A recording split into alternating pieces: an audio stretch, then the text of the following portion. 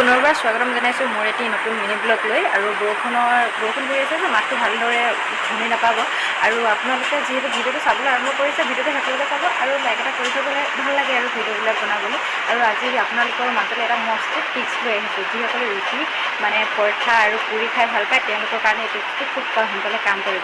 প্ৰথমতে বইল 3টা লৈ ল'ব, লৈ কিনি পাউডাৰ অলপ দি দিব সৰহকৈ, 3টা কাপত 3টাৰ ভালদৰে ভিডিঅ'টো দেখাই দিয়ে। তাৰপৰা বেলি যাব আৰু তেতিয়া 3খন 4খন 5খন কিমান মন যায় কিমানখন পৰঠা একেলগে বেলি ল'ব পাৰিব। আৰু এয়া মই বেলি আছোঁ পৰঠাখিনি অলপ বেছি হৈ গ'ল বাৰু মোৰ ভাগত হৈ যোৱাৰ কাৰণে। এতিয়া এনেকৈ বেলিলে আমি এখন বেলা ঠাই 3খন 4খন 5খন যিমান পাৰোঁ তিমান একেবাৰতে বনাই কিনি জল্দি পুৰুষি বনাই খাই যাব পাৰিব। যিসকলে অফিচ আৰু স্কুললৈ যাবলৈ কাৰণে দেৰি হয় তেওঁলোকৰ কাৰণে এটি খুব ভাল হ'ব।